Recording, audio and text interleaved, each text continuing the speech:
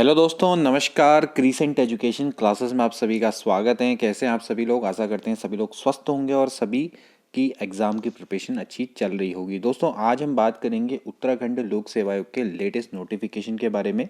इसमें काफ़ी सारे दोस्तों प्रश्न पूछे गए थे अभ्यर्थियों के द्वारा, तो उनके जितने भी जवाब है उसके निराकरण के लिए उत्तराखंड लोक सेवा आयोग के द्वारा एक प्रेस नोट जारी किया गया, जिसमें कि प्रवक्ता वेटिंग से संबंधित, स्क्रीनिंग में कितने न्यूनतम मार्क्स होने चाहिए, उससे संबंधित दोस्तों सवालों के जवाब यूकेपीएससी के द्वारा दोस्तों दिए गए हैं। तो चलिए शुरू करते हैं।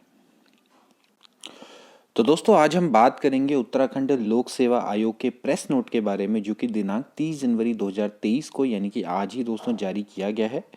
तो आयोग द्वारा संपादित विभिन्न परीक्षाओं के संबंध में अभ्यर्थियों से प्राप्त प्रत्यावेदन व विभिन्न मंचों के माध्यम से अभ्यर्थियों की परीक्षाओं के क्रम में सभी शंकाओं का समाधान करने हेतु यूकेपीएससी द्वारा निम्नवत अवगत कराया जाता है। तो जितनी भी शंकाएं हैं, कई सारे प्रत्यावेदन आए होंगे, विभिन्न मंचों के माध्यम से अभ्यर्थियों की परीक्षाएं आई होंगी, तो उसके लिए दोस्तों यहाँ पर आयोग के द्वारा दोस्तों एक प्रेस नोट जारी किया गया है, जिससे कि आपको पता लग जाएगा कि भाई आयोग अब क्या करने वाला है।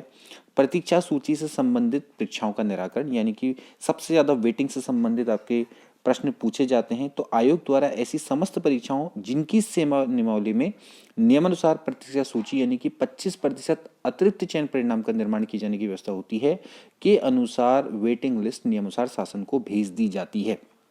जैसे कि दोस्तों किसमें?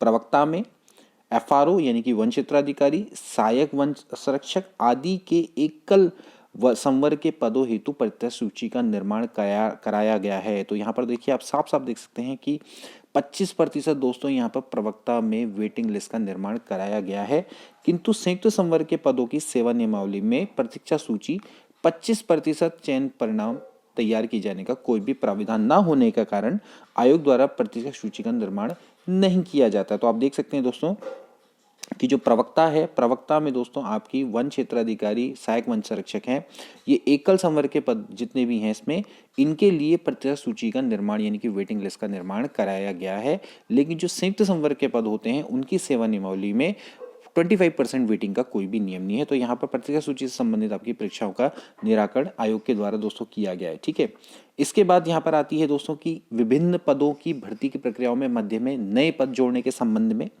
देखिए, होता क्या है कि जब भी रिक्तियों का विज्ञापन निकाला जाता है, तो जितनी भी अध्याचन में रिक्तियां होती हैं उसी के अनुसार ही दोस्तों एडवर्टीजमेंट को निकाला जाता है।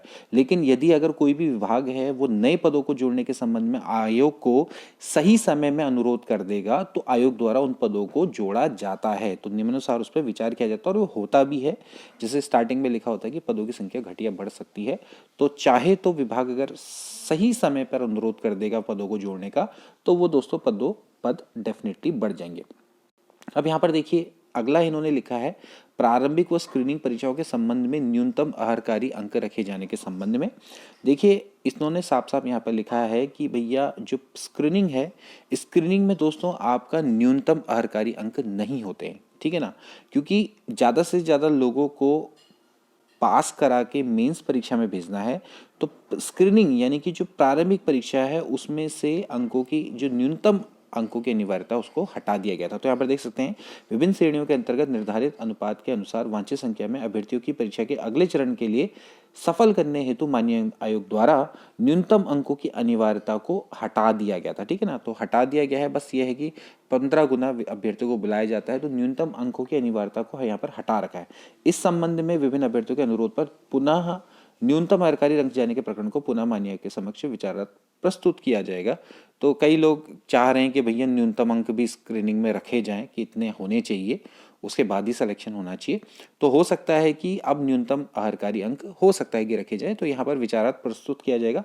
अब देखना होगा कि भाई क्या करते हैं। ठीक है, इसके बाद देखिए अगला है मुख्य परीक्षा के प्राप्त कट ऑफ मार्क्स अंतिम चयन घोषित किए जाने से पूर्व आयोग की वेबसाइट के प्रसारित किए जाने के संबंध में। तो इन्होंने दोस्तों सिंपल सा ये लिखा है कि जिनमें, सिंपल सी बात है, जो जहां परीक्षाएं आपकी एक चरण में होती है या फिर 2 चरणों में होती है, लेकिन जो पहले वाले चरण के मार्क्स हैं वो अगर दूसरे चरण में ऐड नहीं होने हैं, यानी कि जैसे हम प्रवक्ता की बात करते हैं तो प्रवक्ता में स्क्रीनिंग के मार्क्स मेंस में ऐड नहीं होते, तो उस केस में तो स्क्रीनिंग के मार्क्स डायरेक्टली शो कर दिए जाते हैं।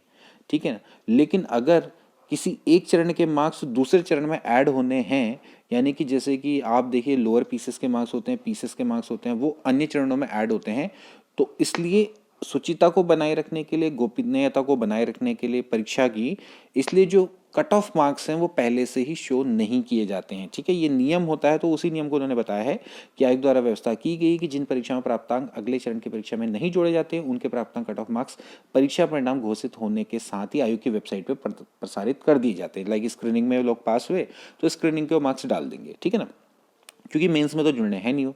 लेकिन अगर वो मेंस में जुड़ने होते तो फिर वो उसको डालेंगे नहीं, जब वो मेंस हो जाएगा उसके बाद ही फाइनल कट ऑफ मार्क्स आपको देखने को मिलते हैं। ठीक है ना, तो ये दोस्तों यहाँ पर समझने वाली बात है। जैसे कि इस बार प्रवक्ता में हुआ था, प्रवक्ता में आपने देखा था कि भैया अच्छा, प्रवक्ता में तो दोस्तों इस बार वैसे देखा जाए तो स्क्रीनिंग और मेंस हुआ था ना।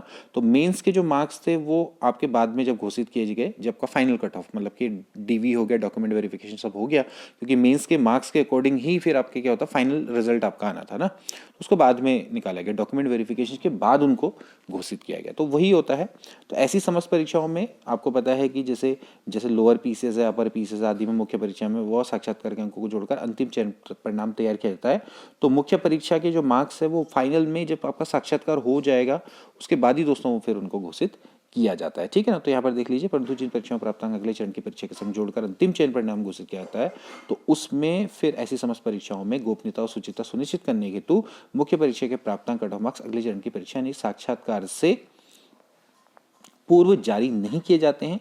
तो उक्त व्यवस्था उत्तराखंड लोक सेवा आयोग में नहीं बल्कि अन्य लोक सेवा आयोग, इसके अलावा संघ लोक सेवा आयोग में भी यही दोस्तों मतलब कि आपका प्रचलन होता है। ठीक है ना, इसलिए इन्होंने साफ साफ बोला है कि मुख्य परीक्षा के मार्क्स पहले नहीं शो कर सकते। ठीक है ना, फाइनल में ही होंगे शो। ठीक, इसके बाद गलत व उत्तर के लिए बोनस अंक दिए जाने के संबंध में यहाँ पर पूछा गया है कि सभी प्रश्न परीक्षाओं के प्रश्न पत्रों का निर्माण आयोग द्वारा आमंत्रित विषय विशेषज्ञों द्वारा गोपनीय ढंग से किया जाता है, किंतु विषय विशेषज्ञ द्वारा निर्मित कतिपय प्रश्नों के विकल्प प्रकृति से कोई त्रुटि होने या प्रश्नों के उत्तर गलत होने के कारण कोई विपरीत स्थिति उत्पन्न होती है, तब आयोग द्वारा अभ्यर्थियों के हित को ध्यान में रखते हुए किसी भी अभ्यर्थियों को ऐसे गलत प्रश्न या उत्तर के लिए कोई हानि ना हो, सभी अभ्यर्थियों को बोनस अंक प्रदान किए जाते हैं, अथवा ऐसे गलत प्रश्न को हटाते हुए प्रश्नांश का अधिमान बढ़ाकर सभी अभ्यर्थियों को समान अवसर दिया जाता है। ठीक है, और साथ ही ऐसे विषय विशेषज्ञों को आयोग के पैनल से हटा दिया जाता है, जिसके अंतर्गत आयोग द्वारा अब तक लगभग 33 विषय विशेषज्ञों को हटा दिया गया है, तथा अनुभवी एवं प्रतिष्ठित विषय विशेषज्ञों की उपलब्धता सुनिश्चित करने के लिए आयोग द्वारा विशेषज्ञों हेतु ई पोर्टल लॉन्च किया गया है, जिसके द्वारा अब तक देश भर से लगभग 266 नए विषय विशेषज्ञों को पैनल में शामिल किया गया। आयोग द्वारा भविष्य में भी अभ्यर्थियों के हितों की सुरक्षा हेतु आवश्यक कदम उठाए जाएंगे। तो सीधी बात है कि जैसे अभी आप देख रहे थे कि भाई आयोग में इस समय पे बहुत ज़्यादा ये बोनस का चल रहा था मामला, बहुत सारे पेपर ऐसे हुए कि जिसमें 12-12, 13-13, 14-14 मार्क्स बोनस में दिए गए, इतनी ज़्यादा गलतियां हो रही थी। तो उस कारण से इन्होंने अपने विषय विशेषज्ञों को हटाया, तकरीबन 33 विषय विशेषज्ञों को हटाया जा चुका है। इसके बाद हम बात करेंगे नवीन परीक्षा कैलेंडर के संबंध में। तो आयोग की वेबसाइट पर नया परीक्षण हाल में ही जारी किया जा चुका है। सभी परीक्षाओं के संचालन हेतु कड़ी निगरानी में आयोग के द्वारा परीक्षाएं संपन्न करवाई जाएंगी और अतः अभ्यर्थियों को आश्वस्त किया जाता है कि समस्त परीक्षाएं निर्धारित समय अनुसार ही संपादित की जाएंगी, इसलिए वो किसी भी प्रकार की भ्रामक सूचना अफवाहों पर ध्यान न देते हुए पूरे मनोयोग से आगामी परीक्षाओं की तैयारी करें। अगले 3 महीनों में फरवरी से लेकर अप्रैल तक 9 परीक्षाएं हैं, जैसे कि सहायक कुल सचिव है, पटवारी लेखपाल है, पीसीएस मुख्य परीक्षा, कनिष्ठ सहायक परीक्षा, वनारक्षी, ठीक है, सीआई टेक्निकल प्रारंभिक परीक्षा है, ठीक है ना, आरआई टेक्निकल परीक्षा है, और इसके अलावा सहायक लेखाकार परीक्षा है, उत्तराखंड न्यायिक सेवा सिविल है, जज प्रारंभिक परीक्षा, ये सब दोस्तों इसमें आयोजित की जाएंगी। तो इस तरह से दोस्तों आयोग ने जितनी भी अभ्यर्थियों के द्वारा परीक्षाएं की जाती हैं उनका दोस्तों इस तरह से इसमें जवाब दिया है। तो यहाँ पर दोस्तों आप देख सकते हैं कि आयोग ने पूरा अपना जो मत है वो पूरा कहीं ना कहीं यहाँ पर क्लियर किया है। तो दोस्तों आज की वीडियो के लिए इतना ही, मिलते हैं अगले वीडियो में, गुड बाय।